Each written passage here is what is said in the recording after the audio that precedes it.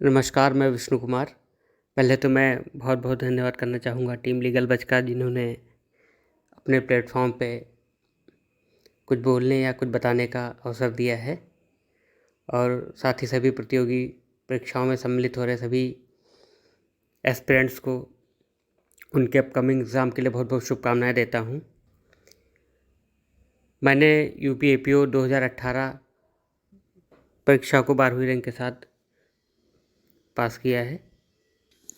मेरी सफलता में उत्साहित सभी लोगों का बहुत-बहुत शुक्रिया, बहुत-बहुत धन्यवाद। मुख्यतः परीक्षा एक दिन का पाठ्यक्रम नहीं होता है, ये एक सतत चलने वाली प्रक्रिया है, जिसमें एक श्रेणीबद्ध या क्रमबद्ध तरीके से ही हम किसी एग्ज़ाम को निकाल सकते हैं।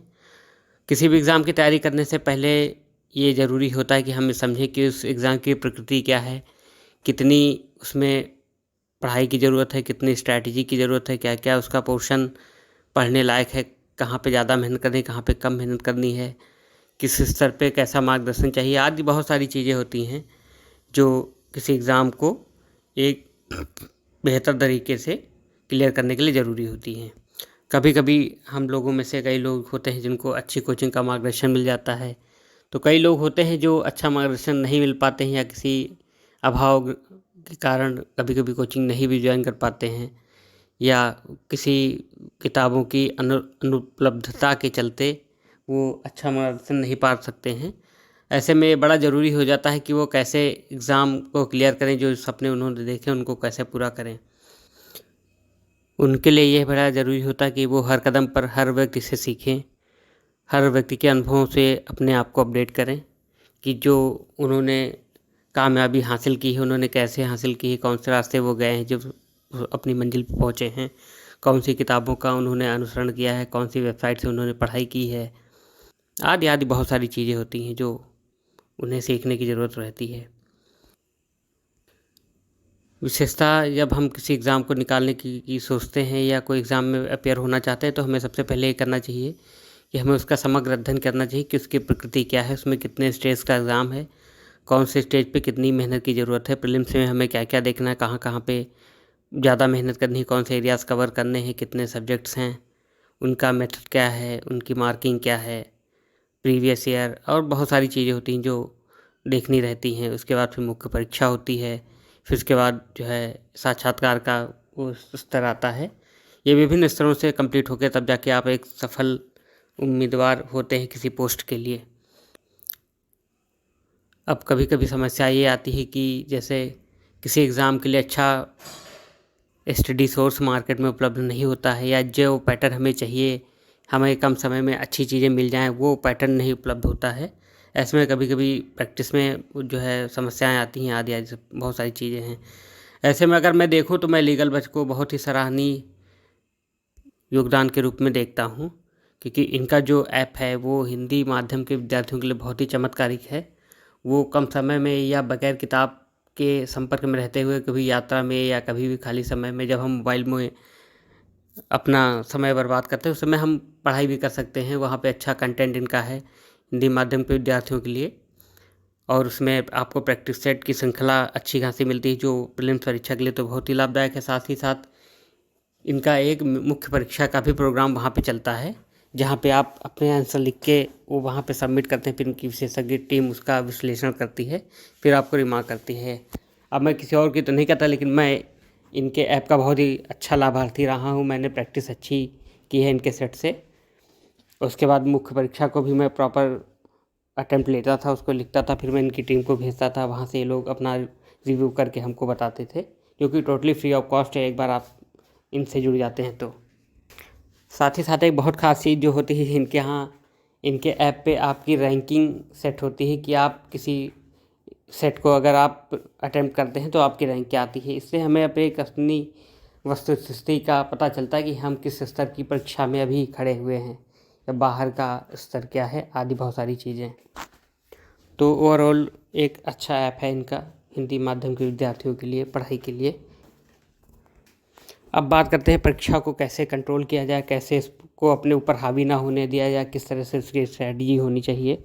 तो सबसे पहले मैं ये कहूँगा कि आप जो भी एग्ज़ाम अपीयर होते हैं उसको सारे स्टेजेस की एक बहुत ही सूक्ष्म जानकारी अपने पास रखें कि किस स्तर पे क्या डिमांड है क्वेश्चन की या स्टडी की क्या डिमांड है। इससे प्रीलिम्स में हमें क्या क्या पढ़ने हैं, हम एपीओ बैठ रहे हैं या जुडिशरी बैठ रहे हैं तो उनके पेपर्स कौन कौन से हैं, कितने सब्जेक्ट्स हैं।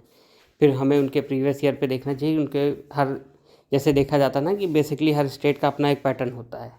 बिहार वाले अलग पैटर्न पे एग्ज़ाम करते हैं, यूपी वाले अलग पैटर्न पे चलते हैं एपीओ, और ये उत्तराखंड वाले अलग पैटर्न पे चलते हैं, एमपी का पैटर्न अलग है। तो हमें पैटर्न वाइज उसको देखनी चाहिए कि वो कितनी गहन जानकारी की वो अपने क्वेश्चन आंसर रखते हैं। तो वहाँ पे थोड़ा सा ज़रूरी होता है कि प्रीवियस ईयर हम देखें। और साथ ही साथ अब परिवर्तन के साथ हो सकता है वो कभी कभी अपने फॉर्मेट में बदलाव भी कर देते हैं, जिसके लिए भी हमें तैयार रहना चाहिए। बेसिकली अगर आप प्रीलिम्स परीक्षा में बैठ रहे हैं तो आपको BLED की अच्छी जानकारी होनी चाहिए, साथ में प्रीवियस ईयर का एक अच्छा आपको अनुभव होना चाहिए। बाकी प्रैक्टिस सेट तो ये तो सोल होता है किसी भी प्रीलिम्स परीक्षा के लिए। आप जितना प्रैक्टिस करते हैं उतना आप मजबूत होते जाते हैं। साथ ही आपके अंदर से वो भय निकलता जाता है जो प्रीलिम्स की परीक्षा के लिए हम लोगों को डराता है या हम पर हावी होता है। टाइम मैनेजमेंट कैसे करना है ये आपको प्रैक्टिस सेट से आएगा।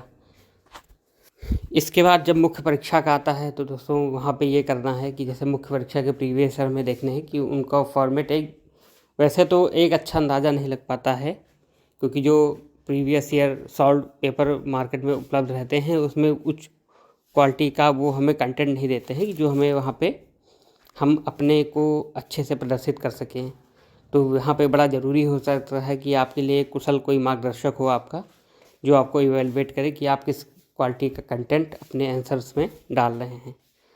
आंसर की जितनी अच्छी प्रैक्टिस हो जाती है मुख्य परीक्षा हॉल में, हमें उतनी ही आसानी रहती है अपने विचारों को प्रस्तुत करने की। समय का जो एक वो होता है टाइम मैनेजमेंट, वो बड़ा ज़रूरी होता है किसी भी क्वेश्चन पेपर को अटेम्प्ट करने का, और उसको एक सीमित समय के अंदर ख़त्म करने का। ये भी एक आर्ट होता है कि हमें आंसर कैसे फॉर्म करना है, उसका एक मेन बॉडी होती है पूरी, वो कैसे हमें कहाँ पे कैसा फॉर्मेट बनाना है। तो ये सब बहुत ही सूक्ष्म चीज़ें हैं, ये लगातार अभ्यास की चीज़ें हैं, ये 1-2 दिन की नहीं है। तो आप इन पे अच्छा काम कीजिए, जो कि मुझे लगता है कि जो सिलेक्शन का सबसे महत्वपूर्ण पार्ट होता है। इसके बाद फिर जो है साक्षात्कार का क्रम आता है। साक्षात्कार में आपका बॉडी पोस्चर, बॉडी लैंग्वेज, आपका हाव भाव, आपके बोलने का तरीका, आपकी पर्सनैलिटी आदि को जज किया जाता है। नॉलेज का भी गेम है, नॉलेज भी आपकी चेक की जाती है, लेकिन नॉलेज का बहुत ज़्यादा रोल मैं नहीं कहूँगा, क्योंकि वहाँ पे और भी सारी चीज़ें एवेलुएट होती हैं। बाकी नॉलेज तो आपको रखनी चाहिए, आप जो भी एग्ज़ाम में प्रिपेयर हो रहे हैं। तो इसके बाद आप सफलता के लिए आगे बढ़ जाते हैं। फिर आप सिलेक्ट होते हैं या नहीं होते हैं तो आपका जो है ओवरऑल इवैल्यूएशन ही तय करता है आपके लिए। बाकी एग्ज़ाम में जो भी लोग अपीयर होते हैं, जो भी एस्पिरेंट होते हैं, उनके लिए पेशेंस एक सबसे बड़ा हथियार होता है, जो किसी भी विषम परिस्थितियों में उनके लिए एक बहुत ही निर्णायक भाग है। क्योंकि परीक्षा के दौरान या तैयारी के दौरान हम लोगों के पास अक्सर ऐसे पड़ाव आते रहते हैं कि हम टूटते हैं, हम बिखरते हैं, हम बिज़ी होते हैं, हम खाली होते हैं, हम कुछ भी करते हैं, हम एग्ज़ाम नया दे के आते हैं, फिर हम खाली रहते हैं। तो ऐसे में जब पेशेंस बना रहता है उस दौरान हमें कैसे स्ट्रेटजी करनी है, या जब हमारा परीक्षा नहीं तब हम क्या पढ़ें, ये सब बड़ा ज़रूरी होता है। ये ओवरऑल एक एस्पिरेंट को तब तक जब तक वो सफल नहीं होता है, इसका एक ओवरऑल उसका एक पार्ट होना चाहिए, उसके पास एक पूरी रूपरेखा होनी चाहिए, और अपने तैयारी के दिनों का एक पूरा स्ट्रक्चर होना चाहिए कि ये 3 साल 4 साल जो मेरे जो भी हैं, इनमें मैं कौन से एग्ज़ाम में कब अपीयर हो सकता हूँ। खैर वैकेंसी का भी एक अहम रोल होता है सिलेक्शन में, जब वैकेंसी आएगी तभी हम एग्ज़ाम में अपीयर होंगे। इसके साथ ही हमें ये तय कर लेना चाहिए कि हम कौन से स्टेट में अपीयर होंगे, कौन से स्टेट में नहीं अपीयर होंगे, कहाँ पे हम हिंदी में अच्छा कर सकते हैं, कहाँ पे हम इंग्लिश में अच्छा कर सकते हैं। आज बहुत सारी चीज़ें होती हैं। तो ओवरऑल जब हम एक पूरा मिशन लेके चलते हैं तब जाके सफलता की गारंटी और ज़्यादा बढ़ जाती है।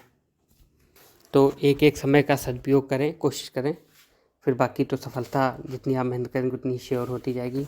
प्रतियोगी परीक्षाओं में सम्मिलित होने वाले सभी प्रतियोगियों को मेरी बहुत बहुत शुभकामनाएं। आप जो भी लक्ष्य लेके चल रहे हैं उसमें आप विजयी हों। बहुत बहुत धन्यवाद।